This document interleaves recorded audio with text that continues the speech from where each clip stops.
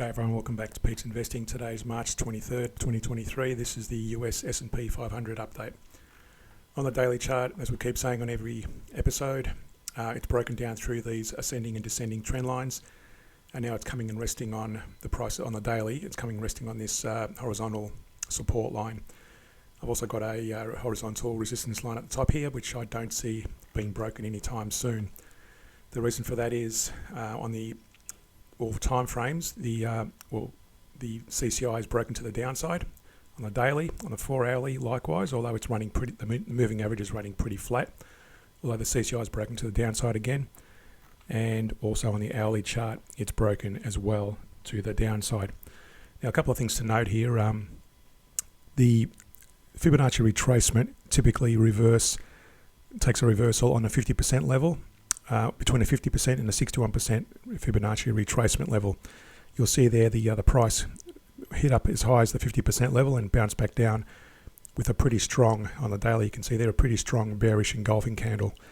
That's a very weak sign in terms of, well, weakening sign in terms of, strong sign in terms of bearishness.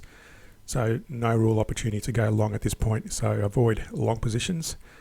To go long, we need to see it enter this diagonal and ascending and descending trend line, and then break above that initial descending trend line, and then ultimately break above that. But again, as I said earlier, I don't see that happening. If anything, it's probably going to break down below this supporting line in the coming days, possibly. That's in alignment with the CCI continuing a downtrend. And again, if you look at the drill out and look at the big picture, it's still in a bit of a pretty strong downtrend, with the exception of this little retracement to the upside in the last a few months. So that's that one there. And also you notice on the hourly chart there is a divergence on the CCI, a bearish divergence versus a bullish divergence on the price chart, and that's a weakening sign. So we did see that initially break to the downside. That played out, and now that could be the effect of that divergence, but I reckon we're probably going to see more downside, not only in the S&P but also in other world markets. So just be mindful of that. Be careful about going long, and we'll see how it performs in the coming days and weeks. To understand how to properly trade using the average down approach, reference the links in the description below. Subscribe and like the channel, and if you really like the channel, support us on Patreon. Links in the description below.